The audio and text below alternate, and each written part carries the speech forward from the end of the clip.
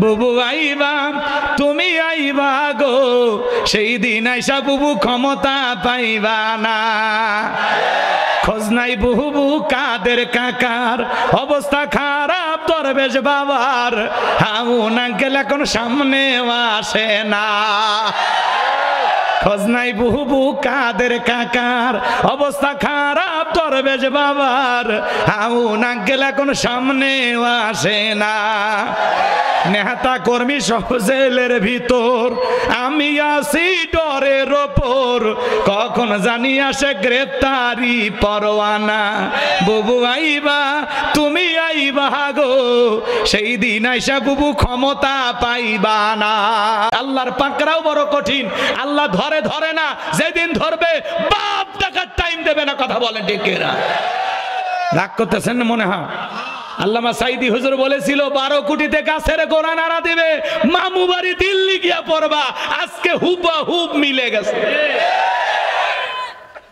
কথা কয় না। মাঝে মাঝে কল রেকর্ড ফাঁস হয়, ম্যাডাম ফোন দেয়, কয় আমি দেশের খুব কাছে আছি, চট করে ঢুকবো। আপনি ঢুকবেন নিতে বের হলেন কেন? কি দরকার ছিল এই সামান্য কয়েকদিন বাইরে থাকা? আমরা তো জানতাম আপনি থাকতে পারবেন না। মেয়ে মানুষ কতদিন ঘর ছাড়া থাকবে বলেন? রাগ করতেছেন আপনারা? তার উপর আবার বিধবা মহিলা, আমরা ছাড়া দেখার কেউ নাই। কথা কয় না রে। আপনি তাড়াতাড়ি আসেন, যে দিক দিয়ে মন চাই ঢোকেন। এদেশের 18 কোটি মানুষের 36 কোটি চোখ তাকায় আছে। কথা বলে ঠিক কিনা? এই ক্ষমতার চেয়ার থেকে নামা সহজ, কিন্তু ওই চেয়ারে ওঠা কঠিন। আর যাই হোক, মেয়ে মানুষকে প্রধানমন্ত্রী বানানো যাবে না, কারণ মা বোনদের রাগ বেশি, জেদ বেশি, অভিমান বেশি। দেখেন না মাঝে মাঝে ঘরের ভিতর রাগ করে হাঁড়ি পাতিল ভেঙে ফেলে দেয়, স্বামী তুলে আছাড় মারে। সেই জেদওয়ালা নারীদেরকে যদি আপনি ক্ষমতার চেয়ারে বসান, ওরা জেদ করে রাগ করে দেশে আগুন লাগায় দেবে। আজকে কেমনে মনে করতেছেন কাদের ইন্ধনে ইসকন এত বড় সাহস পাচ্ছে? কথা বলেন। ইসকনকে কারা উস্কে দিচ্ছে? আমরা বলতে চাই বাংলাদেশে অতি দ্রুত ইসকনকে নিষিদ্ধ করতে হবে। কথা বলে ঠিক কিনা? আমরা বলতে চাই আমাদের ভাই সাইফুলকে প্রকাশ্যে চট্টগ্রাম আদালত চত্বরের পাশে জবাই করে যারা হত্যা করেছে, একজন হত্যাকারীকেও ছাড় দেওয়া হবে না। বর্তমান যারা প্রশাসনে আছেন, সরকারি ব্যবস্থা আছেন, তাদেরকে বলবো 24 ঘন্টার মধ্যে আসামি শনাক্ত করে তাড়াতাড়ি ওদেরকে ফাঁসির দড়িতে ঝুলাইয়া দেন। সবগুলোকে ধরেন, ফাঁসির দড়িতে ঝুলান, দেখবেন বাংলাদেশে অপরাধ কমে যাবে। মাথা খেলে না, মাথা খেলে না। ওদের সাহস কত! হ্যাঁ, এরা এত সাহস পায় কোথায়? ওদেরকে আমার জামায় আদরে রাখি, কতটা মহাব্বত করি, কতটা ভালোবাসি। আমরা বাসের সিটে এক পাশে হিন্দু ভাই, আর এক পাশে আমরা মুসলমান বসে যাই। পাশেই মসজিদ, পাশেই মন্দির, মন্দিরের ঘন্টার আওয়াজ মসজিদে যাই, মসজিদের মাইকের আওয়াজ, আজানের আওয়াজ মন্দিরে যায়। কি ভ্রাতৃত্ব আমাদের ভিতরে, কি সম্প্রীতি! কথা বলে ঠিক কিনা? আর ওদের কাছ থেকে নাকি শিখতে হবে। ওরা তো গরুর গোশত খাওয়ার অপরাধে মুসলমানকে পিটায়। এই যে একটা ভিডিও কয়েকদিন আগে দেখলাম, এক মুরব্বী ব্যাগে করে গরুর গোশত বহন করতেছে। আরে কি পিটান না পিটাইলো! কথা বলে। বাবার মতো বয়স কয়েকজন উগ্রবাদী হিন্দু অমুসলিম গরুর গোশত ব্যাগে করে বহন করার কারণে ভারতে আমার মুসলমান ভাইকে পিটানো হলো, মুরব্বী বাবাজিকে পিটানো হলো। কেন? কেন? কথা বলেন। আমরা কোনো হিন্দুকে মারি নাই, কারণ আমাদের ভিতরে ভদ্রতা আছে। আমরা মানুষকে ভালোবাসতে জানি, কাউকে ঘৃণা করতে জানি না। আমরা সকলের অধিকার নিশ্চিত করার চেষ্টা করি, আমরা কারো অধিকার হরণ করি না। আপনাদের দেশে অসংখ্য মুসলমানের ওপর আপনারা নির্যাতন জুলুম করেছেন, মুসলমানের মসজিদ আপনারা ভেঙে দিয়েছেন। কথা বলেন ঠিক কিনা? নানামুখী ষড়যন্ত্র এখনো চলমান। আমরা ইসকনকে বলতে চাই, বাংলাদেশে থাকতে হলে নিজেদের মতো থাকো, খবরদার মুসলমানদের দিকে চোখ তুলে তাকানোর চেষ্টা করো না। আমাদের একজন ভাইকে হত্যা করেছেন বলে যা খুশি তাই করবেন, আমরা ভয় পেয়েছি এমনটা না। আমাদের ভদ্রতা থেকে, ভদ্র আমাদের ভদ্রতাকে দুর্বলতা মনে করবেন না। আমরা যদি একবার মুসলমানেরা জেগে উঠি, কোন জালেম পালানোর গর্ত খুঁজে পাবে না। কথা বলে ঠিকেরা? এই জন্য বলতে চাই, এই দেশের তাওহীদবাদী মুসলমানকে খবরদার জাগ্রত করবেন না। এই দেশের মুসলমানেরা যদি একবার জেগে ওঠে, কোন জালেমের অস্তিত্ব খুঁজে পাওয়া যাবে না। শান্ত আছি, শান্ত থাকতে দেন। কথা বলেন ঠিক কি না? কোথা থেকে আপনাদের এত সাহস হয় যেখানে সেখানে মিছিল করেন, লাপালাপি করেন, মসজিদে হামলা করেন, আমার মুসলিম ভাইকে ধরে জবাই করেন? সাহস পাইলেন কোথা? মনে রাখবেন, এটা ভারত না, এটা বাংলাদেশ। এই দেশের মানুষ দেশের মাটির জন্য জীবন দিয়েছে, এদেশের মানুষ ভাষার জন্য জীবন দিয়েছে, এদেশের মানুষ একজন স্বৈরাচারকে বিদায় করার জন্য জীবন দিয়েছে। প্রয়োজন যদি হয় নাস্তিক বেঈমানদেরকে বিদায় করার জন্য আবারও রক্ত দেব। কারা কারা হাত তোলেন? লিল্লাহি তাকবীর, তাকবীর, নারে তাকবীর।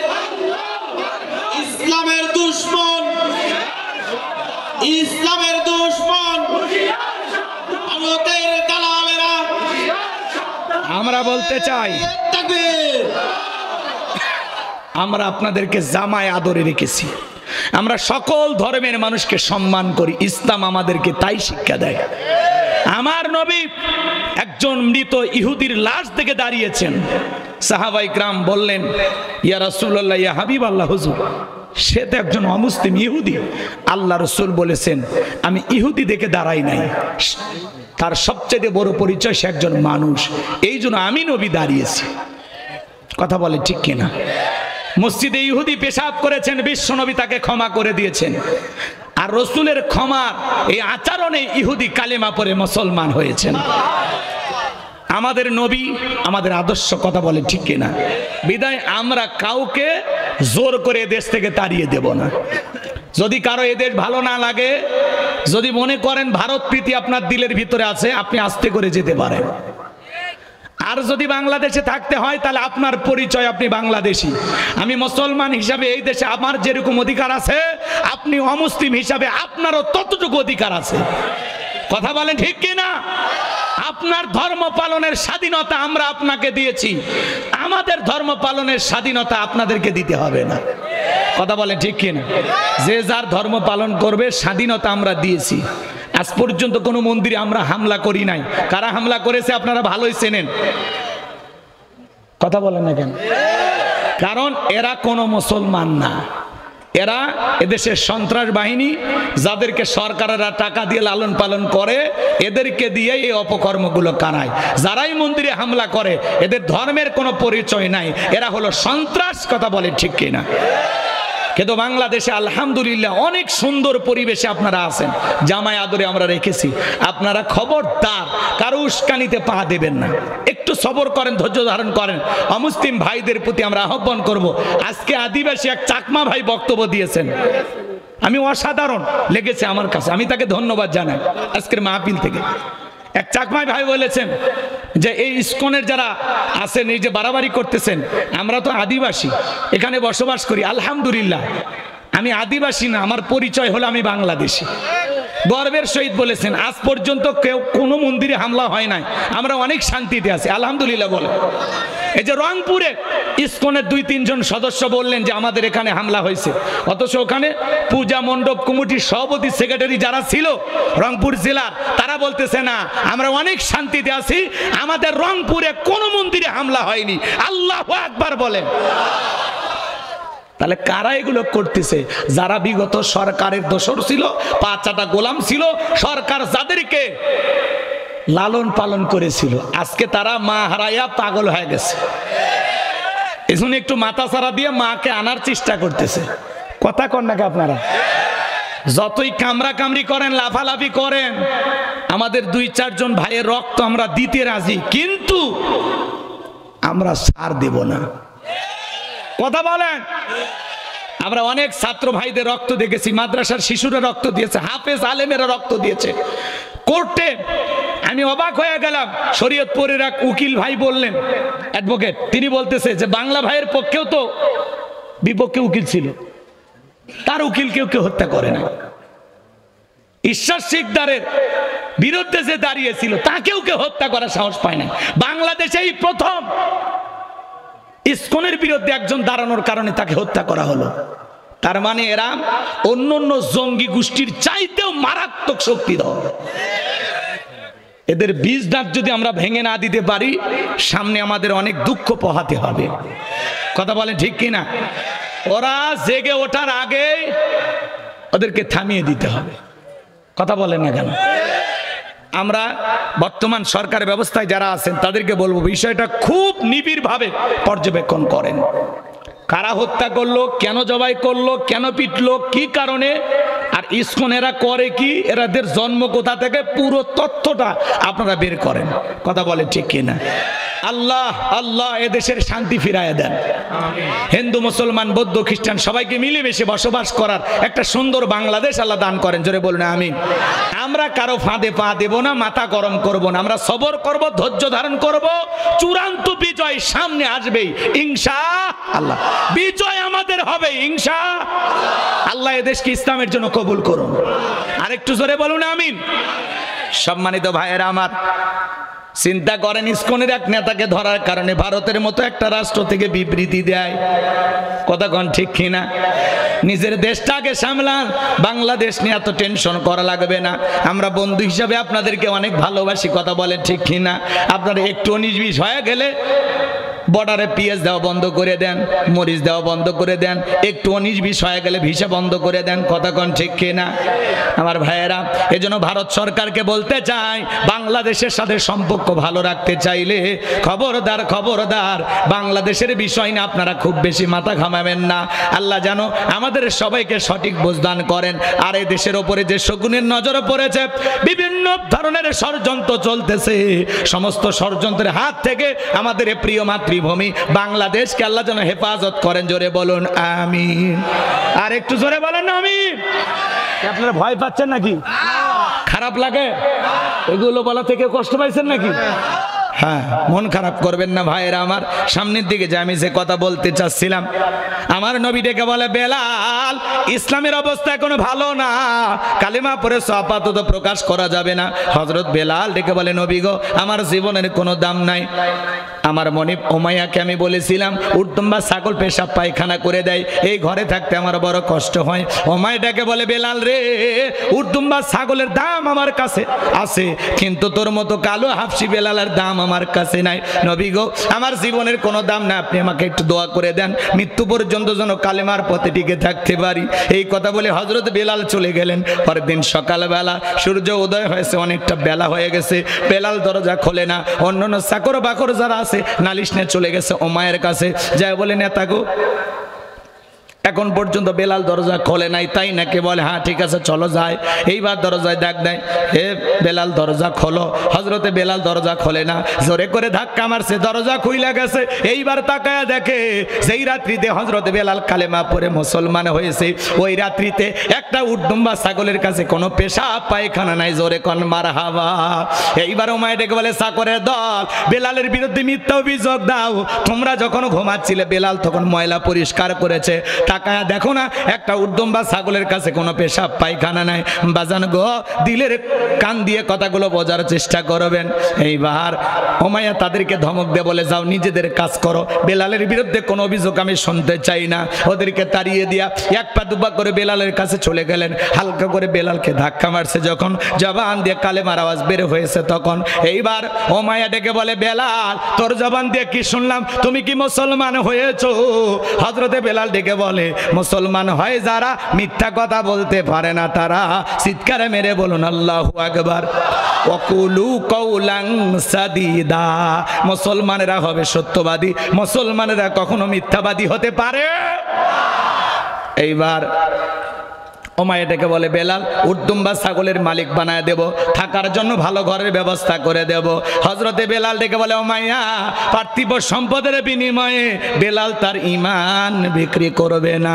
এইবার উমাইয়া ডেকে বলে, বেলাল, আমার কথা না শুনলে বড় নেতা আবু জেলকে খবর দেব।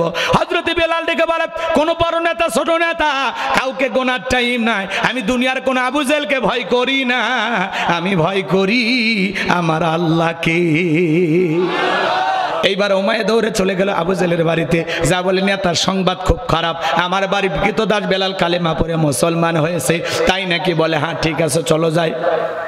এই আবু জেহেলের বিশেষ একটা বাহিনী ছিল বাজান, যাদের কাজই হলো মুসলমানদের উপর নির্যাতন, জুলুমের স্টিম রোলার চালানো। আজও তাম পৃথিবীর দিকে তাকায় দেখেন, জালেমদের বিশেষ একটা বাহিনী থাকে, যাদের কাজই হলো মুসলমানের রক্ত নিয়ে খেলা করা। আজও তাকায় দেখেন, কাশ্মীরে মুসলমানকে হত্যা করা হয়, চীনের উইঘুরে মুসলমানকে হত্যা করা হয়, ফিলিস্তিনিতে আজও মুসলমানেরা জীবন দিচ্ছে। কথা বলে ঠিক কিনা? আমার বাংলাদেশে কত মুসলমান ভাইয়েরা জীবন দেয়, কথা বলেন ঠিক কিনা? আমার ভাইয়েরা কষ্ট মনের মধ্যে নেবেন না বাজান। এইবার আবু জেহেল তার বিশেষ বাহিনী নিয়ে উমাইয়ার বাড়িতে হাজির হয়ে গেল। ডাইকে বলে, বেলাল এইদিকে আয়, এসব কি শুনছি, তুমি নাকি মুসলমান হয়েছো? হযরত বেলাল ডেকে বলে, যা শুনেছেন সত্য, আমি কালেমা পড়ে মুসলমান হয়েছি। এই কথা শোনার পরে আবু জেহেল ডেকে বলে, বেলাল রে, তুমি যদি চাও উটদুম্বা ছাগলের মালিক বানায় দেব, থাকার জন্য ভালো ঘরের ব্যবস্থা করে দেব, ব্যবসা বাণিজ্য যদি করতে চাও দিরহাম টাকা পয়সা যা লাগে সব তোমাকে দেব। বেলাল তুমি চাইতে দেরি, আমরা দিতে দেরি করব না। হযরতে বেলাল ডেকে বলে, আবু জেহেল রে, দুনিয়ার সব সম্পদ যদি বেলালকে দিতে চাও, দুনিয়ার সব সম্পদ ছাড়তে রাজি, কিন্তু বিশ্ব নবীর কালেমা ছাড়তে রাজি নাই। আল্লাহু আকবার, জোরে বলেন। বেলালের মতো যারা খাঁটি ইমানদার, এদেরকে টাকা দিয়ে কেনা যায় না, কিন্তু মুনাফিক মার্কা মুসলমান যারা টাকার কাছে বিক্রি হয়, তারা টাকা যেই দিকে ওদের ফতুয়া সেই দিকে, টাকার জোরে ওদের ফতুয়া ঘোরে। টাকা পাইলে বৈধটারে অবৈধ বলে চালিয়ে দেয়, আর অবৈধটারে বৈধ বলে চালিয়ে দেয়। কথা বলে। টাকা পাইলে বাতিলের 5 গোলাম হয়, এক প্যাকেট বিরিয়ানি আর ডিম পাইলে কয় ম্যাডাম আপনি জান্নাতি। কথা কয় না কে? এরকম দালাল আছে না? না, এরা টাকার কাছে বিক্রি হয়, কিন্তু বেলালের মতো যারা, এরা টাকার কাছে বিক্রি হবেন। ইসলামের প্রথম মুয়াজ্জিন বেলাল, দেখেন খেয়াল করে শোনেন। এইবার আবু জেহেল ডেকে বলে, বেলাল এত বড় লোভনীয় প্রস্তাব দিলাম, রাজি হইলা না, সোজা আঙ্গুলে ঘিউ না উঠলে আঙ্গুল একটু বাঁকা করা লাগবে। এই কথা বলে যুবকদেরকে লেলিয়ে দিল, চাবুক দা পিটাও। হযরত বেলালকে চাবুক দা পিটাইতে পিটাইতে কালো চামড়াগুলো ফেটে রক্ত ঝরা শুরু হয়ে গেল। এরা যত জোরে চাবুক মারে, বেলাল তত জোরে আল্লাহর নামের জিকির করে। আমার ভাইয়েরা, কালো চামড়া গুলো ফেটে রক্ত ঝরা শুরু হয়ে গেল। আবু জেহেল ডেকে বলে, বেলাল চাবুক দিয়ে পিটাইতে পিটাইতে রক্ত ঝরতেছে রে বেলাল, তারপরে কি নবী মুহাম্মাদের কালেমা ছাড়বি না? হযরত বেলাল ডেকে বলে, আবু জেহেল রে, মারতে মারতে যদি মেরেও ফেলে দাও জীবনটা দিতে রাজি, কিন্তু নবীজির কালেমা ছাড়তে রাজি নাই। আল্লাহু আকবার। এইবার আবু জেহেল ডেকে বলে, বেলালের পায়ে রশি লাগাও, উঠের পায়ের সাথে পাটা বাঁধো, মরুভূমির উত্তপ্ত গরম বালিতে শেষরায় শেষরায় ঘোরা হলো। আরবের বালিগুলো এত গরম, চাল দিলে মুড়ি হয়ে যায়, এত উত্তপ্ত গরম বালি, শেষরায় শেষরায় ঘোরা হলো। বাবলা গাছের কাঁটাগুলো জিব্বার ভিতরে পেরেকের মতো মারা হলো। বিকেলবেলা নিয়ে এসে বলে, বেলাল এত পিটান পিটাইলাম, পায়ে রশি লাগাইয়া নিয়ে ঘুরলাম রে বেলাল, তারপরেও কি নবী মুহাম্মদ সাল্লাল্লাহু আলাইহি সাল্লামের ধর্ম ত্যাগ করবি না? হযরতে বেলাল ডেকে বলে, আবু জেহেল রে, মারতে মারতে যদি মেরেও ফেলে দাও, বেলালের নিঃশ্বাস থাকবে যতদিন, বেলাল ইসলামের পথে টিকে থাকবে ততদিন। এইবার আবু জেহেল বলে, এই যুবকের দল, যাও বিশাল বড় একটা পাথর নিয়ে এসে বেলালের বুকের উপরে চাপায়া দাও। অনেক বড় একটা পাথর নিয়ে এসে হযরতে বেলালের বুকের উপরে চাপায়া দেওয়া হলো। আবু জেহেল মনে করলো এই পাথরের চাপার আঘাতে বেলাল মারা যাবে, এই কথা ভেবে কাফেরা চলে গেল। হযরতে বেলালের বুকের উপরে বিশাল বড় পাথর, এরপরে জিব্বা নাইরা জিকির করে। জিকির বন্ধ নাই, জিকির করতেছে। আল্লাহু আকবার বলেন। আপনাকে আমাকে জিকির করার জন্য কেউ পিটায় না, মারে না, ধমক দেয় না, কিন্তু আমরা বড় কপাল পর আল্লাহর জিকির করি না। হাদিস শরীফের ভিতরে আসছে, যার জিহ্বাটা আল্লাহর জিকিরে তরুতাজা থাকে, যার জিহ্বাটা আল্লাহর জিকিরে ভিজা থাকে, ওই জিহ্বাওয়ালা মানুষ কোনোদিন জাহান্নামের আগুনে জ্বলবে না। চিৎকার মেরে বলুন সুবহানাল্লাহ। আল্লাহ বলেন ফাযকুরুনি আযকুরুকুম ওয়াশকুরুলি ওয়ালা তাকফুরুন। বান্দারে তোমরা আমি আল্লাহকে স্মরণ করো, আমি আল্লাহও তোমাদেরকে স্মরণ করব।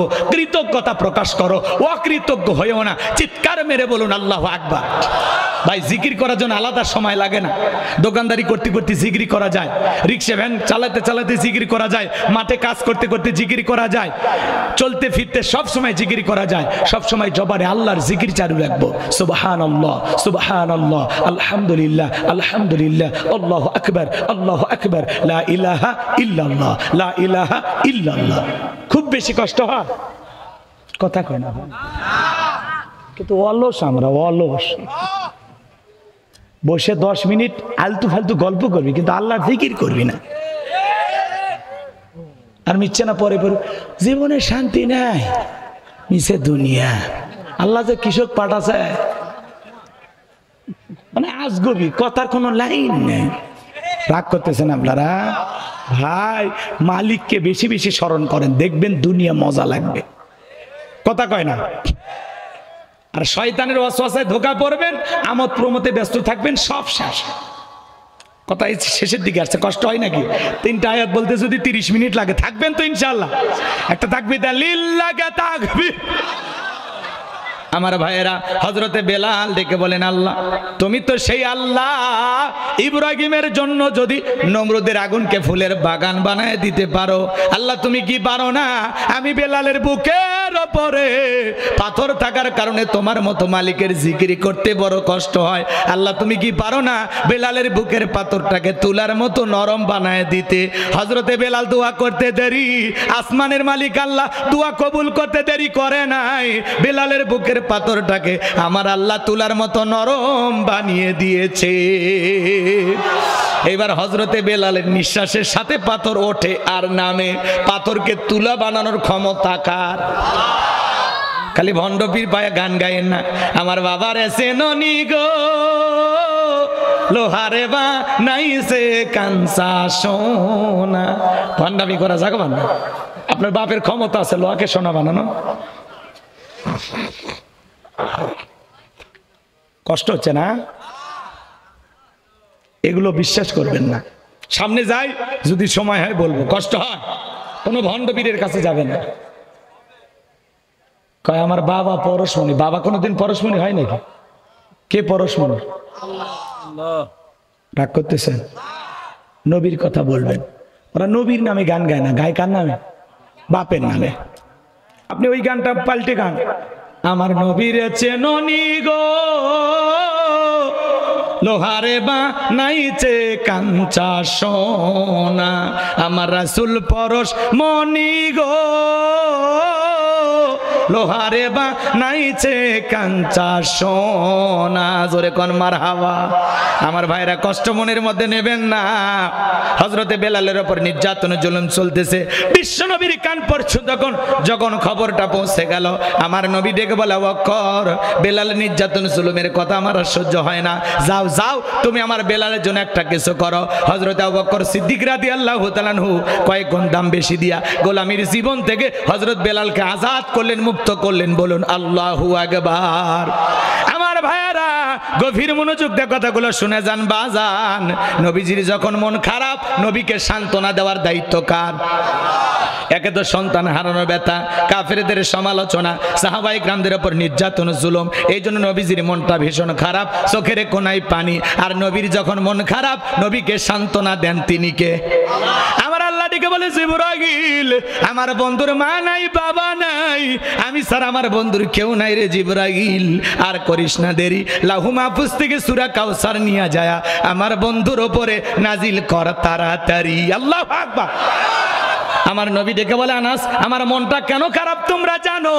কিন্তু আমার মুস্কি হাসি দেওয়ার কারণ হলো এই মাত্র আসমান থেকে জিবরাইল এসে আমার উপরে সূরা কাউসার নাজিল করলো। বলুন আল্লাহু আকবার। বিশ্বনবী তখন সাহাবায়ে কেরামদের সামনে তেলাওয়াত করে শুনিয়ে দিলেন। জবান ছেড়ে সবাই একটু মুহাব্বতে তেলাওয়াত করুন।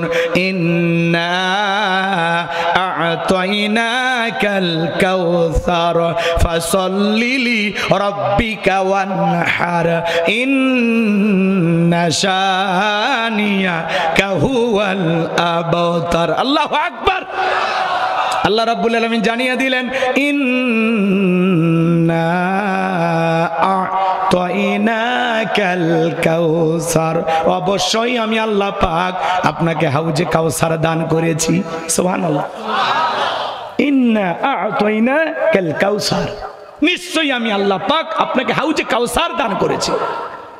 আমার ভাইয়েরা, পৃথিবীর অন্য কোন পয়গম্বরকে আল্লাহ পাক হাউজে কাউসার দান করেন নাই, আপনার আমার নবীকে আল্লাহ পাক হাউজে কাউসার দান করেছেন। এই হাউজে কাউসারের পানি মধুর চাইতে মিষ্টি, দুধের মতো সাদা, পানির চাইতে ক্লিয়ার। ওই কঠিন কিয়ামতের ময়দানে যেদিন বিচার দিবস কায়েম হয়ে যাবে, বিচার দিবসের একদিন হবে 50,000 বছরের সমান। যেদিন মানুষের জিহ্বা ঝুলে আসবে কুকুরের মতো নাভি পর্যন্ত, যেদিন জমিন হবে তামার জমিন, সূর্য হাত মাথার উপরে চলে আসবে, পাহাড় পর্বত নদী নালা খাল বিলি বিল্ডিং আমারও যা দেখতেছেন কোনো কিছু থাকবে না। কুল্লু মান আলাইহা ফান। আল্লাহ তাআলা পৃথিবীতে যা কিছু দেখতেছেন সব কিছু আল্লাহ তাআলা ধ্বংস করে দেবেন ওই কঠিন কিয়ামতের ময়দানে। যেদিন মা তার সন্তানের পরিচয় দেবে না, স্বামী স্ত্রীর পরিচয় দিবে না, ভাই ভাইয়ের পরিচয় দিবে না, যেদিন আল্লাহর আরশের ছায়া ছাড়া আর কোনো ছায়া থাকবে না, ওই ছায়ার ভিতরে আল্লাহ পাক শাস্তিরণীর মানুষকে ছায়া দান করবেন। ওই শাস্তিরণী মানুষ বড় ভাগ্যবান, তারা সেখানে বৈশা কিয়ামতের ফাইনাল খেলা উপভোগ করবেন। বলুন আল্লাহু আকবার। আমার ভাইয়েরা, সেই দিন বিশ্বনবী হাউজে কাউসার পেয়ালা নিয়ে দাঁড়িয়ে থাকবেন। মানুষ দলে দলে বিশ্বনবীর কাছে যাবেন হাউজে কাউসারের পেয়ালার পানি পান করার জন্য। হযরত আবু বকর পেয়ালাগুলো ভরায় দিবেন, মাঝখানে দাঁড়িয়ে থাকবেন হযরত ওমর। হযরত ওমর বিশ্বনবীর হাতে দেবেন, আর নবীজি তার আদরের উম্মতদেরকে খুঁজে খুঁজে হাউজে কাউসারের পানি পান করাবেন। রসুলের হাতে এক পেয়ালা হাউজে কাউসারের পানি পান করলে জান্নাতে ঢোকা পর্যন্ত তার তৃষ্ণা মিটে যাবে। বলুন সুবহানাল্লাহ। এইবার মানুষ দলে দলে রসুলের কাছে যাবে। কিছু মানুষের চোখের সামনে আল্লাহ তাআলা পর্দার আবরণ তৈরি করে দেবেন। আমার নবী তখন ডেকে বলবেন, আল্লাহ, সংখ্যায় আমি আমার অনেক উম্মতকে দেখতে পাইলাম, কেন জানি সংখ্যাটা কমে গেল, বুঝতে পারলাম না। আমার আল্লাহ রাব্বুল আলামিন ডেকে বলবেন, বন্ধু গো, আপনি তো পাইকারি দরে সবাইকে আজকে হাউজে কাউসারে পানি পান করাইতে পারবেন না। ওই দুনিয়ার জীবনে দুইটা অপরাধ করেছিল যারা, আজকে হাউজে কাউসারের পানি পাবে না তারা। কয়টা অপরাধ? জোরে বলেন কয়টা? জানার দরকার নাই, কষ্ট হয়। শোনেন শোনেন, বিশ্বনবী হাউজে কাউসারের পেয়ালা নিয়ে দাঁড়িয়ে আছেন। রসুলের হাতে কিয়ামতের ময়দানে কারা কারা হাউজে কাউসারের পেয়ালার পানি পান করতে চান? হাত তুলে আল্লাহকে একটু দেখান তো দেখি। হাত তোলেন, হাত তোলেন। আল্লাহ রসুলের হাতে আমাদের সবাইকে এক পেয়ালা করে হাউজে কাউসারে পানি পান করা তৌফিক দান করুন।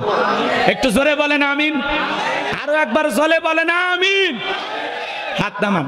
পানি চাইলেন আর পাইলেন অতি সহজ। আমি আপনাদের এলাকায় আসলাম, একটা ছেলের হাতে কিছু চকলেট দিলাম, দিয়ে বললাম, বাবা আমার এক বোতল পানি এনে দাও, একটু উজু বানাবো। ওই ছেলেটা চকলেট পেয়ে মারছে, দৌড় মারে মাঝখানে যে আসার খায় পড়ে গেছে, হাঁটুটা ছিলে গেছে, রক্ত বের হয়েছে। চকলেট থাকার খুশির কারণে উঠে দাঁড়িয়ে বদনা নিয়েই পানি ভরে আমার সামনে হাজির।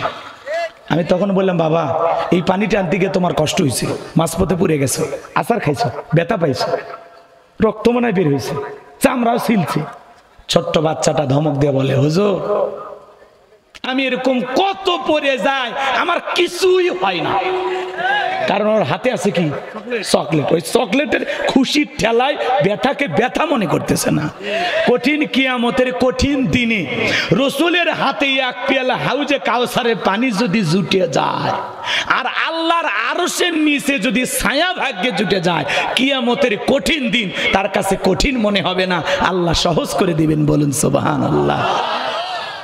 আর এই দুইটা জিনিস যারা পাবে তারা জান্নাতি, তাদের আর কোনো সন্দেহ। সুবহানাল্লাহ বলবেন না? কারণ পানি চাইলেন আর পাইলেন। একটু কষ্ট করা লাগবে না? ঠান্ডা পানিতে ওযু বানায় মালিককে সিজদা দিতে হবে, কথা কয় না? অনেক মসজিদে দেখবেন পুরাতন যারা মুসল্লি, হঠাৎ করে কেউ যদি মসজিদে নামাজ ধরে, ওকে নিয়ে টিটকারি মারে, সূর্য আজ কোন দিকে উঠছে, বাদশা তুমি মসজিদে আসো, নামাজ কয়দিন পড়বে, 2 দিন পরে আবার ছেড়ে দিবে, এরকম ঠাট্টা বিদ্রুপ করে, সমালোচনা করে। কথা বলেন না কেন?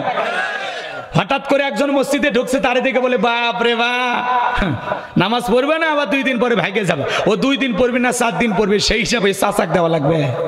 হ্যাঁ, ওই চাচা কে? দাওয়াত দিয়ে তো 5-10 জনকে মসজিদে আনতে পারেন না। কেউ একজন হঠাৎ করে আসছে, তার নিয়ে কেন সমালোচনা? দেইকার অন্তর থেকে দোয়া করেন, ভাই তুমি যে হঠাৎ করে নামাজ ধরছো, দেখে দিলটা ভরে গেছে, আল্লাহর কাছে দোয়া করি আল্লাহ যেন মৃত্যু পর্যন্ত তোমাকে সিজদা দেওয়ার তৌফিক দান করেন।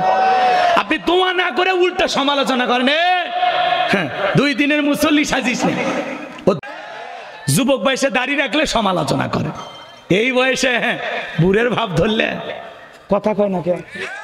যুবক বয়সে দাড়ি রেখে বউ নিয়ে ঘুরতে গেছে, বউ দেখে বলে ভাবি আসসালামু আলাইকুম, সাথে চাচার খবর কি? বউ এসে বাড়িতে রাগ করে, তোমার সাথে বাইরে যাওয়া যায় না, আমার এটাকে ভাবি আর তোমার এটাকে চাচা। যেই বউ রসুলের সুন্নতে দাড়িকে মহাব্বত করে না, সেই বউ আপনাকে 100% ভালোবাসা দিতে পারে না। ওই পাগলিরা তো বোঝে না দাড়ির ভিতরে কি আছে। কথা কয় না, কথা কয় না। দাড়িওয়ালা পুরুষ পাইছেন, আপনার ভাগ্য খুলছে, কারণ দাড়ি রেখে সবকিছু করা যায় না। কথা কয় না কে? দাড়ি রাখছে মানে আপনার স্বামী ক্লিয়ার একজন মানুষ, নির্ভেজাল মানুষ। কথা কন না কে? দাড়ি রেখে কেউ সিনেমা দেখতে যায়, দাড়ি রেখে কেউ পতিতালয়ে যায়, দাড়ি রেখে কেউ যাত্রা দেখতে যায়, ভালো হয়ে যায় মানুষ। এই আসতে 2-1 জন যায়, এরা সেই খারাপ দেখতেছে। রাগ করতেছেন আপনারা? দাড়ি রাখবেন। আমরা নবীজিকে মহাব্বত করে দাড়ি রাখছি, টুপি খুললাম, জুব্বা খুললাম, কিন্তু এটা এমন একটা সুন্নত, খোলা যায় 24 ঘন্টার সাথে থাকে। এটা হলো পুরুষের সৌন্দর্য। কথা কন ঠিক কিনা? তুমি যে পুরুষ দেখে বোঝা যাবে দাড়ি দেখে। আর 70-80 বছর বয়স হয়ে গেছে কিছু মুরব্বীর, একেবারে সেলুনে যাইয়া পিলাস দিয়ে টান নিয়ে, চামড়া যে জড়ে গেছে, পিলাস দিয়ে টান নিয়ে ক্লিন শেপ মারে। কথা কন, কথা কন। দাড়ি রাখবেন, নবীজিকে মহাব্বত করে দাড়ি রাখবেন, পারবেন তো ইনশাআল্লাহ। আমি আমার বউকে নিয়ে একবার মার্কেটে গেছি, আমাকে দেখে দোকানদার বলতেছে হুজুর আপনার মেয়ে কি নিবে, নিতে বলেন। আমি মেয়ে না রে, ওটা আমার বাড়ির প্রধানমন্ত্রী, খেপাস না দেশে আগুন লাগবে।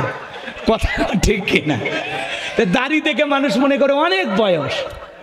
রাগ করতেছেন মনে হয়? এ বাবা জিরা, হাউজে কাউসারের পানি পান করতে গেলে কাজ করতে হবে 2টি। জোরে বলেন কয়টি?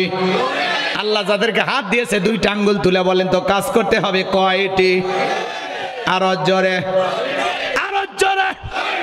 আল্লাহ পাক সেটা 2 নাম্বার আয়াতে জানিয়ে দিলেন। জবান ছেড়ে সবাই তিলাওয়াত করুন, ফাসল্লিলি রাব্বিকা ওয়ানহার, ফাসল্লিলি রাব্বিকা ওয়ানহার। 1 নাম্বার হলো রবের উদ্দেশ্যে সালাত আদায় করা লাগবে। ফাসল্লিলি রাব্বিকা, রবের উদ্দেশ্যে সালাত। নামাজ হবে কার জন্য? জোরে বলেন কার জন্য?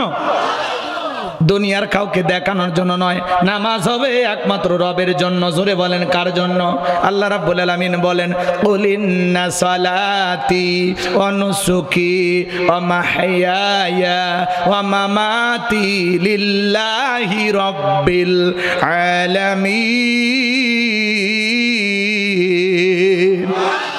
সূরা আনআম আয়াত নাম্বার 162। আল্লাহ তাআলা জানিয়ে দিলেন নবীজি আপনি বলুন আমার নামাজ, আমার কুরবানি, আমার জীবন, আমার মরণ লিল্লাহি রাব্বিল আলামিন, আসমান জমিনের প্রতিপালকের জন্য। তাহলে মুমিন জীবনের সব ইবাদত হবে একমাত্র আল্লাহকে রাজি খুশি করার জন্য। কথা বলেন ঠিক কি না? ফাসল্লি লিরাব্বিকা, রবের উদ্দেশ্যে সালাত, লোক দেখানোর জন্য নয়। নামাজ, নামাজ কার জন্য? হঠাৎ করে একটা মানুষ গ্রামে মরে গেছে, মাইকে এলান হচ্ছে এই গ্রামের অমুক ব্যক্তি বেঁচে না, ইন্না লিল্লাহি ওয়া ইন্না ইলাইহি রাজিউন। তখন বলতেছে বউ এই পাঞ্জাবি ধুয়ে দে, জহর পরে জানাজাত যাওয়া লাগবে। কথা কয় না? ও কিন্তু ফজর পড়েনি, লোক মরে গেছে, আফসোসে জানাজায় গেছে। যা দেখে ইমাম সাহেব জহরের নামাজ আগে শুরু করছে। আগে জানাজা শুরু করে না, জহর পরে হয়। কথা কয় না? জহর পরে হয় না, যেহেতু বাদ জহর ঘোষণা দিয়েছে, এবার বাধ্য হয় বলতেছে যেহেতু জানাজা পড়তে আসছি জহরটা পড়ে নে, আল্লাহু আকবার। কথা কয় না? ওর কিন্তু জহরের নামাজ পড়ার উদ্দেশ্য না, উদ্দেশ্য ছিল জানাজা পড়া। কথা কয়? এই জন্য আমি আমার ওয়াজে বলি এই দেশে নামাজি আছে 5 রকমের। কয় রকমের?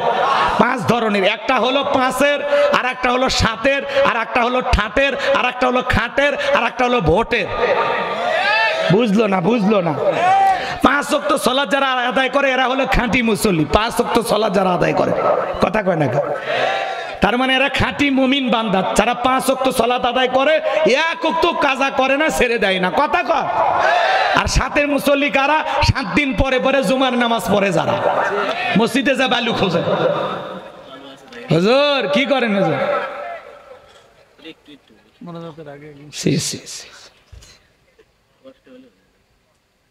এটা ঠিক না।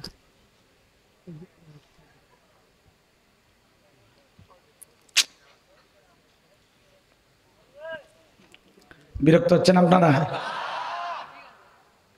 স্লিপে যা লেখছে 1 মিনিট লাগবে না মাহফিল ভাঙতে। ভেঙে ফেলে দেবো? আচ্ছা তাহলে কয়েক মিনিট ওয়াজ করি নাকি বলেন, পরেই ভাঙে। যুবক দুলে ভাই বসে বসে, এইবার বসছে না, ছেলেটা ভদ্র, বলা মাত্র বসছে। আল্লাহ কবুল করে, জোরে বলে না আমি। কষ্ট পাচ্ছেন আপনারা? কয়টা বেটা সাহস আছে, লিল্লাহে তাকবীর। আমার ভাইয়েরা মন খারাপ করবেন না বাজান গো আমার। আমি যে কথা বলতে চাচ্ছিলাম, হৃদয়ের কান পেতে কথাগুলো শুনে যান। তাহলে নিয়মিত যারা 5 ওয়াক্ত সালাত আদায় করে এরা হলো 5-এর মুসল্লি। 7 দিন পরে যারা জুমার সালাত আদায় করে এরা হলো 7-এর নামাজি। আর মানুষ মারা গেলে জানাজার যারা নামাজ আদায় করে এরা হলো খাটের নামাজি। আর 2 ঈদে যারা নামাজ পড়ে, রোজা রাখে না, কিন্তু রমজানে মাসে সেই একটা শেরওয়ানি কিনে, পাঞ্জাবি কিনে, ভাব নিয়া, মুসান নিয়া হুজুরের সাথে কোলাকুলি করে। হুজুর তখন বলে রোজা কয়টা? কয় একটাও রাখিনি। রোজা রাখিনি, তারাবি পড়িনি, কিন্তু নিয়মিত ইফতারি খেয়েছি। আমি আবার খাওয়া বেলা না করতে পারি না, এই বদভ্যাস আমার নাই, কথা কোন ঠিক কিনা? এরকম কিছু মুসলমান আছে না? না, রোজা থাকে না, ইফতারি খায়। এই মুসলমান না হিন্দু পার্থক্য আছে? রাগ করতেছেন? নিজেকে মুসলিম দাবি করলে আপনাকে সিজদা দিয়ে প্রমাণ করা লাগবে আপনি মুসলমান। আপনার নামাজ নাই, আপনার ঈমান নাই, কথা কন। নামাজ না পড়ে নিজেকে পাক্কা ঈমানদার করে। আপনি কি চাইনা টাইলস দিয়ে পাকা করছেন?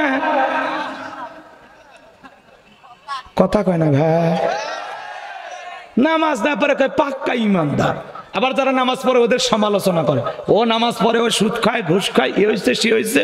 আরে বেটা ওয়াকাম বদকাম যা করে করুক, নামাজ তো পড়তেছে। তুমি কি মনে করছো নামাজ না পড়ে পাক্কা ইমানদার করবে, দাবি করবে? রাগ করতেছেন আপনারা? নামাজ না পড়ে যারা পাক্কা ইমানের দাবি করে এরা হলো পাক্কা শয়তান। শয়তান এমন ভাবে ধরছে, মসজিদের সামনে বসে থাকে, আজান হয় তা কপাল পোড়া মসজিদে ঢোকে না। মসজিদের সাথেই বাড়ি, মসজিদের আজান হলে উঠে পেশাব করে আবার যায় ল্যাপের ভিতর ঢোকে, মসজিদে আসে না। মসজিদের ইমাম তিলাওয়াত করতেছে, খাটে বইয়ে শুনতেছে, কপাল পোড়া মসজিদে আসে না। আপনি মুসলমান দাবি করেন মিয়া, আপনার কাছে নামাজের ওয়াজ করা লাগবে কেন? 5 ওয়াক্ত সালাত নফল না ফরজ? কেন আদায় করতেছেন না? কেন? রসুলের জামানায় ফজরের নামাজের দৃশ্য যেমন জুমার নামাজের দৃশ্য একই রকম। মসজিদ কানায় কানায় পূর্ণ, জহর আসর মাগরিব এশা মসজিদ কানায় কানায় পূর্ণ, সুবহানাল্লাহ। আর আমাদের জুমার নামাজের জন্য মসজিদ ভেঙে 2 তালা 3 তালা বানানো হচ্ছে, লোকের জায়গা হচ্ছে না। আর ফজরের সময় এক কাতারও মেলে না, কথা কন নাকি আপনারা? এক বিয়ে বাড়িতে বেড়াতে গেছে, হাজি মানুষ তো চিন্তা করতেছে বিয়ে আমি নামাজ পড়ি, তো ফজরে আজান হচ্ছে, মসজিদে চলে গেছে, যায় মসজিদের দরজা গেট তালা মারা, আবার আজান হচ্ছে। চিন্তা করলো ব্যাপারটা কি, এদিক ওদিক আজান চলতেছে, গেটে পাইলো না, এইদিকে পাইলো ওইদিকে পাইলো, দেখতেছে ছোট্ট একটা মুয়াজ্জিমের রুম থাকে না, ওই রুমের জানালা দিয়ে দেখে হুজুর খাটের ওপর শুয়ে থেকে আজান দিচ্ছে। কথা কি বুঝছেন? শুয়ে থেকে আজান মারতেছে হুজুর। এবার আজান শেষ হলে জিজ্ঞাসা করছে, হুজুর এইরকম আজান দেওয়া তো জীবনে দেখিনি, আপনি ল্যাপের ভিতর শুয়ে থেকে আজান দিচ্ছেন। তখন বলতেছে, ভাই এই গ্রামে আপনি কি ফেরেশতা? তখন করছেন, না আমি বিয়ে বাড়িতে বেড়াতে আসছি। তখন বলতেছে, ভাই এই গ্রামে কেউ ফজরের নামাজ পড়তে আসে না, এই জন্য আমি আমার ইচ্ছা মতো আজান দিয়ে ইচ্ছা মতো নামাজ পড়ি। কথা কয় না কেন? তাহলে চিন্তা করেন, মুসল্লি যায় না থেকে হুজুর সুযোগ পায়া শুয়ে থেকে কাম বানাচ্ছে। কথা কন ঠিক কিনা? রাগ করতেছেন মনে হয়। এ বাজান মন খারাপ করবেন না বাজান গো আমার। এই জন্য আপনাদেরকে বলতে চাই, নিয়মিত সালাত আদায় করা দরকার আছে না নাই?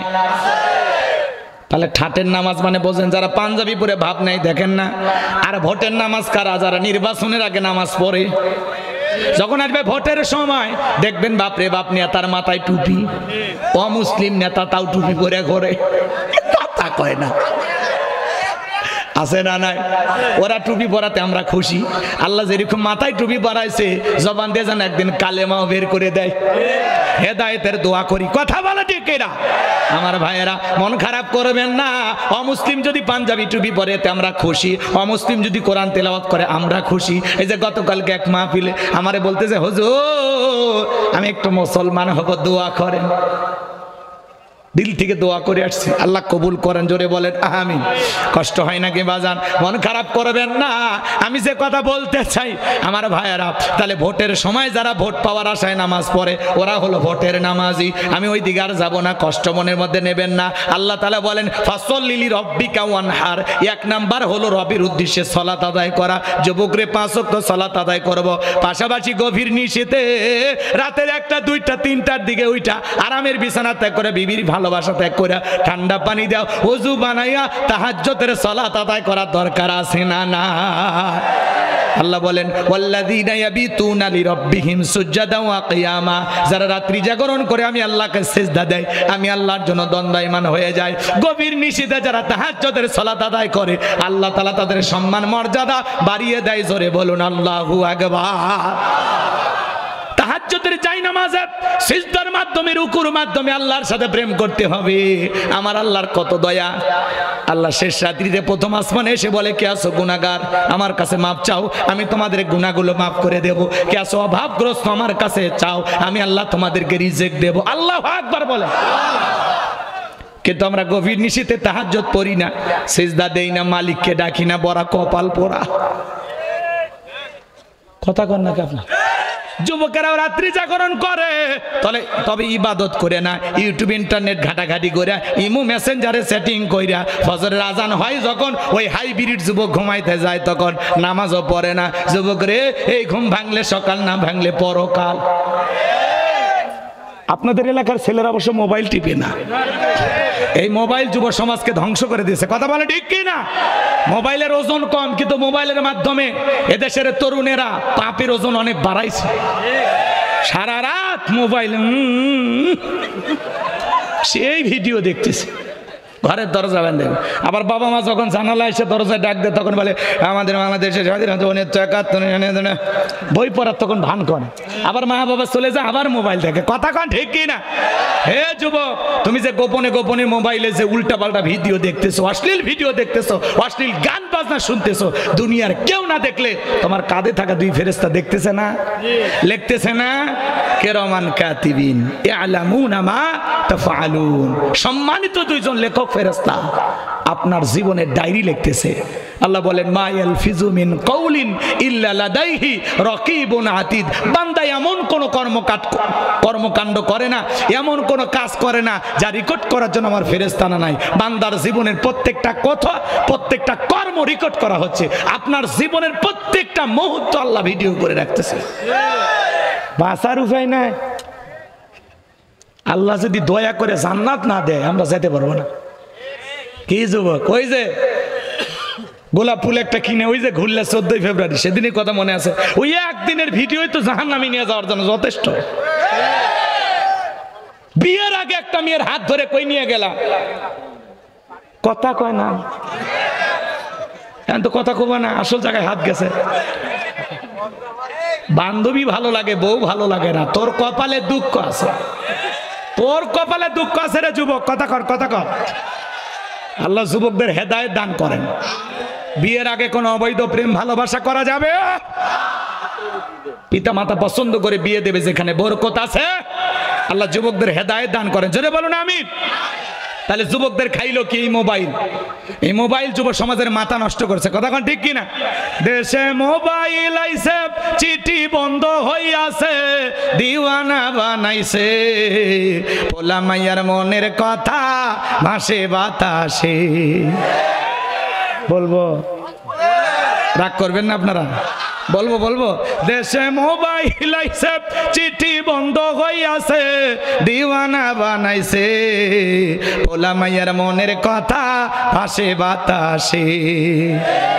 ও দেখো পোলা পানের মন বাদা ফেসবুকে এখন, ও দেখো পোলা পানের মন বাদা ফেসবুকে এখন, মোবাইলে চ্যাটিং কইরা কাটায় সারাক্ষণ। এই মোবাইল পাইয়া দেখো মদনের মাইয়া, এই মোবাইল পাইয়া দেখো মদনের মাইয়া কি কাণ্ড ঘটাইছে, স্বামী সংসার আইকা নাকি পালাইয়া গেছে। 2 বাচ্চার মা 4 বাচ্চার মা সংসার রেখে পালাইয়া যায়, কথা কোন? ও দেশে মোবাইল আইছে, চিঠি বন্ধ হইয়াছে, দিওয়ানা বানাইছে, পোলা মাইয়ার মনের কথা ভাসে বাতাসে। ও দেশে টিকটক আসিয়া সব গেল ভাসিয়া, ও দেশে টিকটক আসিয়া সব গেল ভাসিয়া, সিদ্দিক সোরা নায়ক হইছে আইডি খুলিয়া। এই মোবাইলে হাই কি জাদু আছে ভাই, এই মোবাইলে হাই কি জাদু আছে ভাই, পোলা পান বুঝাছে, পড়ালেখা তুইলা রাখছে সপ্তম আকাশে। এখন আর পড়াশোনা নাই, অটো পাস হইতো, কিন্তু তোমাদের তো সেই দয়াময় নেত্রী নাই, এখন আর অটো পাস হওয়ার চান্স নাই। এখন পড়াশোনা কর, আল্লাহ যুবকদের হেদায়েত দান করুক, জোরে বলেন আমিন।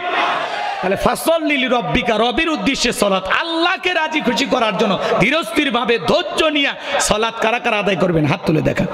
আল্লাহ আমাদের সবাইকে 5 ওয়াক্ত নামাজি বানায় দাও, জোরে বলেন আমিন।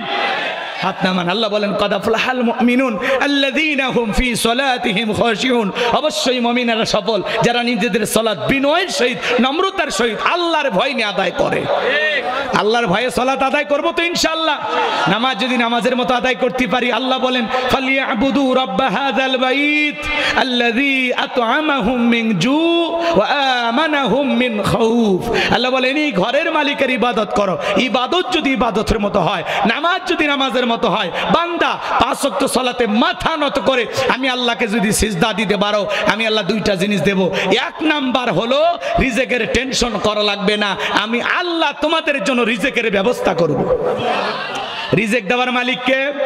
ওমা মিন দাব্বাতিন ফিল আরদি ইল্লা আলাল্লাহি রিজকুহা। পৃথিবীতে এমন কোন বিচরণশীল প্রাণী নাই যার রিজিকের ব্যবস্থা আমি আল্লাহ আসমান থেকে করি না। ওই আটলান্টিক মহাসমুদ্রের 33,000 ফিট গভীর অতল পানি নিচে থাকা ছোট্ট একটা প্রাণী, তার রিজিকের ব্যবস্থাও আমি আল্লাহ আসমান থেকে করি। তাহলে 1 নাম্বার রিজিক দেবেন কে? আর 2 নাম্বার আল্লাহ বলে বান্দা সকল ভয় থেকে আমি আল্লাহ নিরাপত্তা দেব। আজকে মানুষের জানমালে কত ভয়, সবাই যখন 5 ওয়াক্ত সালাত আদায় করবে সমাজে কোনো ভয় ভীতি থাকবে না, চোর ডাকাত থাকবে না, খুন ধর্ষণ হবে না। আল্লাহ আমাদের সবাইকে 5 ওয়াক্ত সালাত আদায় করা তৌফিক দান করুন, জোরে বলুন আমিন। এইবার 2 নাম্বার হলো অনহার।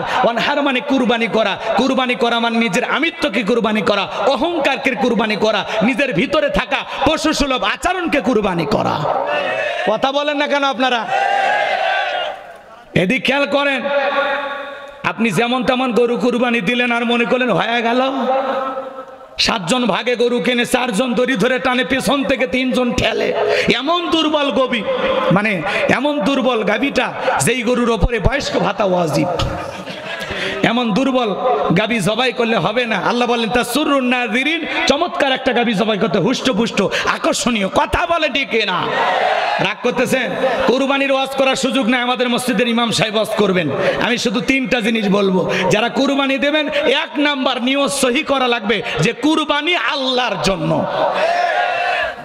ওই কুরবানি না দিলে ছেলে মেয়ে গোস্তের দিকে তাকায় থাকবে, জামাই বাড়িতে কি পাঠাবো, অতএব কিস্তি তুলে হলেও কুরবানি দেব। ওই কুরবানি হবে না।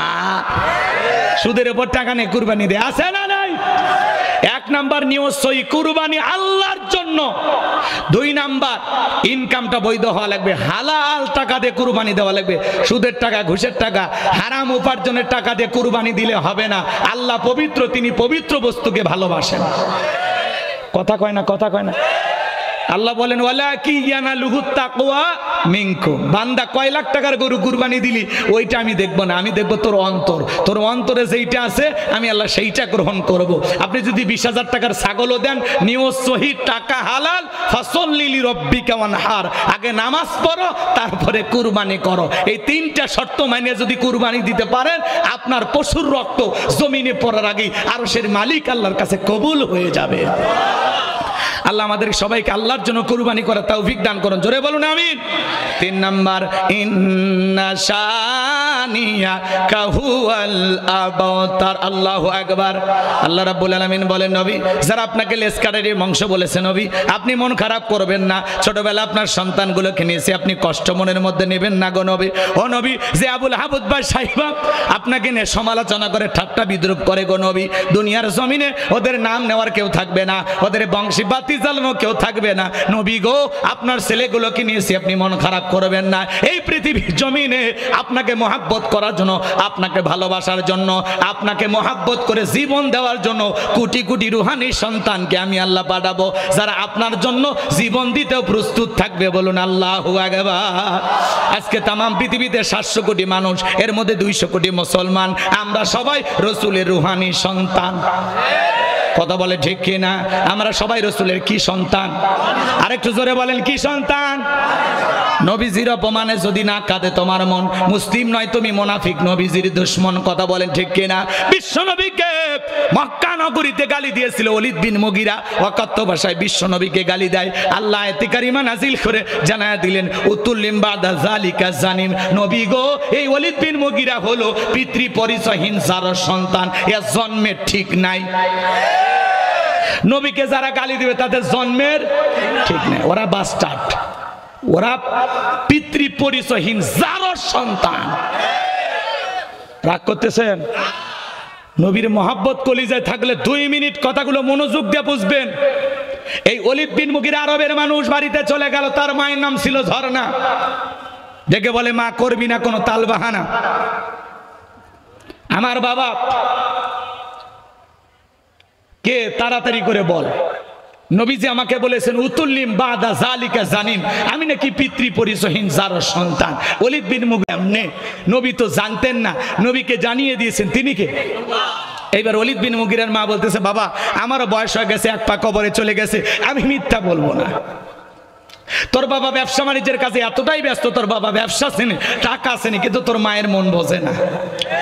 কথা কয় না, কথা কয় না, বোঝেন নাই? মহিলার এরকম থাকে না, বাড়ির আশেপাশে দেবর ঘুরঘুর করতেছে, দেবর দেবর, বোঝেন না? কথা কয় না ভাই। ওই দেবরা এসে স্লোগান দেয়, ভাবি ভাইয়া তোমার বরে, আমি যে দেবর, ভেবে দেখো ভাবি কার কত দাবি, ভাই গেছে মালয়েশিয়ায়, আমি তো দেশে আছি। ভাবি তো ডিজিটাল ভাবি, শুনে সেই খুশি। ভাবির দরজায় ঢুকে বলে, ভাবি আপনার চেহারার দিকে তাকাইলে মনে হয় না যে আপনার বিয়ে হয়েছে। এই বিয়ে না হইলে ভাবিটা কিস কাটে, বদমাইশ। ভাবি যদি নেককার ইমানদার দিনদার হইতো, ডেকে বলতো, কুল্লিল মুমিনিনা ইয়াগুদ্দুনা মিন আবসারিহিম। হে দেবর, আল্লাহ তাআলা বলেছেন মুমিন পুরুষের দৃষ্টি থাকবে নিচের দিকে। আমাকে দেখার অধিকার তোর ভাইয়ের আছে, তোর শুনে আমাকে দেখা জায়েজ নাই, ঘর থেকে বের হয়ে যা। কিন্তু স্মার্ট ভাবি, ডিজিটাল ভাবি, রং ঢঙ্গের ভাবি এগুলোই পছন্দ করে। মা বোন যারা বসে ওয়াজ শুনতেছেন, মা 2টা পুরুষ হইতে 2 কিলোমিটার দূরে থাকবেন, একটা দেবর আর একটা দুলে ভাই, এরা হলো মৃত্যু তুল্য, বিষাক্ত সাপের চাইতেও ভয়ঙ্কর। আপনাদের ওয়াজ করার সময় নাই, অত কষ্ট আপনাদেরকে দেব না। মা বোন যারা বসে আছেন, মা 4টে আমল করলে 8টা জান্নাতের দরজা খোলা। 1 নাম্বার নামাজ, 2 নাম্বার রোজা, 3 নাম্বার স্বামীর খেদমত, 4 নাম্বার ফরজ পর্দা। এই 4টে সঠিকভাবে আমল করলে মা বোনেরা 8টা জান্নাতের যে কোনো দরজা দিয়া জান্নাতে প্রবেশ করবে। বলুন সুবহানাল্লাহ। মা বোনদের আমল কম, দাম বেশি। সুবহানাল্লাহ বলেন। এগুলো বিস্তারিত ওই দিকে যাচ্ছে না, কষ্ট হয়, বিরক্ত হইতেছেন আমার কথা? আমার ভাইয়েরা, যুবক যারা আসছো, বাবা সাবধান হয়ে যাও, সাবধান হয়ে যাও, পরিবর্তন হয়ে যাও। কোনো নারীর দিকে বাঁকা চোখে তাকানো যাবে না।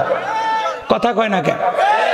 এই চোখে আমরা অশ্লীল কিছু দেখবো না, কোনো বেগানা নারীর দিকে তাকাবো না, ঘরে বউ নাই বউয়ের দিকে তাকাবো। কথা বলে ঠিক কি না? আল্লাহ যুবকদের হেদায়েতের পথে কবুল করুন, জোরে বলুন আমিন। কষ্ট পাইতেছেন বাজান গো আমার। এইবার ওলীদ বিন মুগীরার মা বলতেছে, বাবা রে তোর বাবা ব্যবসা বাণিজ্যের কাজে এতটাই ব্যস্ত থাকে, তোর বাবা ব্যবসা জানে টাকা আছে কিন্তু তোর মায়ের মন বোঝে না। বাড়ির আশেপাশে তোর চাচা ঘুরু ঘুর করতেছিল, তার দিয়ে ভালোবাসা বিনিময় করেছিলাম, তার ফলে তোর জন্ম হয়েছে। নবী যে তত্ত্ব দিয়েছে 100% সত্য। এই জন্য বাজান গো আমার, মাঝে মাঝে দেখবেন কিছু নাস্তিক বেঈমান আমার নবীকে গালি দেয়, বিশেষ করে ফ্রান্সের মানুষেরা মাঝে মাঝে রসুলকে গালি দেয়। আজ থেকে 2-3 বছর আগে কার্টুন প্রদর্শন করে নাকটা বেঁকা করে মুখে কয়েকটা দাড়ি লাগায় বলে ইনি মোহাম্মদ, জোরে কন নাউজুবিল্লাহ। আমার নবী কি দেখতে কার্টুনের মতো? জোরে বলেন, আমার নবী কি দেখতে কার্টুনের মতো? এই পৃথিবীর সবচাইতে সুন্দর মানুষটির নাম মুহাম্মাদুর রাসূলুল্লাহ সাল্লাল্লাহু আলাইহি ওয়াসাল্লাম। আল্লাহু আকবার। নবীজির চাইতে উত্তম মানুষ পৃথিবীতে আর নাই। আল্লাহর সৃষ্টির সবচাইতে সুন্দর মানুষটির নাম মুহাম্মদ রাসূলুল্লাহ সাল্লাল্লাহু আলাইহি ওয়াসাল্লাম। নবীর ছবি কি ওদের কাছে আছে? হ্যাঁ আছে? উল্টাপাল্টা কথা বলে। আমার নবীর চরিত্রের সার্টিফিকেট আল্লাহ দিয়ে বলেছেন, ওয়া ইন্নাকা লাআলা খুলুকিন আযীম। নবী গো আপনি হলেন পুত পবিত্র মহান চরিত্রের অধিকারী, বলুন আল্লাহু আকবার। আযীম আরবিতে এমন একটি শব্দ যার গভীরতা মাপা যায় না।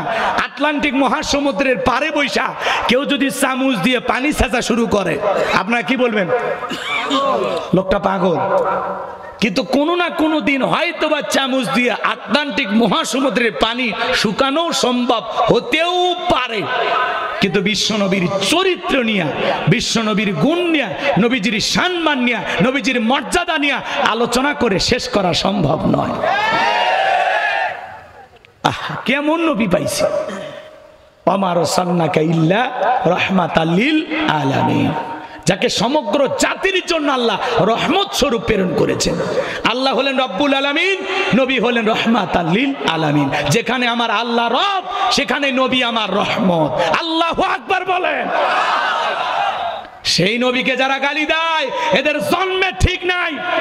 এইবার পৃথিবীর 228টা রাষ্ট্র নিয়ে গবেষণা করা হলো, ফ্রান্সের মানুষেরা নবীকে কেন গালি দেয়। এইবার গবেষণায় বের হয়ে আসলো ফ্রান্সের মহিলারা বিয়ের আগেই বাচ্চা জন্ম দেয়। তাহলে বলেন তো, বিয়ের আগে যদি কারো বাচ্চা হয় বৈধ না অবৈধ? হালাল জাদা না কি জাদা? রাগ করতেছেন মনে হয়। এজন্য বাজান গো আমার, তুমি আমার বাপকে গালি দাও সহ্য করব, মাকে গালি দাও সহ্য করব, আমার দলকে গালি দাও সহ্য করব, কিন্তু বিশ্ব নবী আমাদের কলিজার টুকরা নবী, নবীকে নেওয়া কাত্য ভাষায় কেউ যদি গালিগালাজ করে, কুরুচিপূর্ণ মন্তব্য করে, কোন নাস্তিক বেঈমান যদি আমার নবীকে অপমান করে বাজে ভাষায় গালি দেয়, ওই নাস্তিককে ধইরা ওর বুকের উপরে সইরা জিহ্বা টান দিয়ে ছিঁড়ে কুকুরকে খাওয়ায় দেব। নবীজির অপমান মেনে নেওয়া হবে না। নবীজির ইজ্জত রক্ষা করার জন্য কারা কারা জীবন দিতে প্রস্তুত? হাত তুলে দেখান। লিল্লাহি তাকবীর, লিল্লাহি তাকবীর, তাকবীর, নারে তাকবীর। আমার নেতা তোমার নেতা, সব সমস্যার সমাধান। নারে তাকবীর। আল্লাহ কবুল করুক, জোরে বলেন আমিন।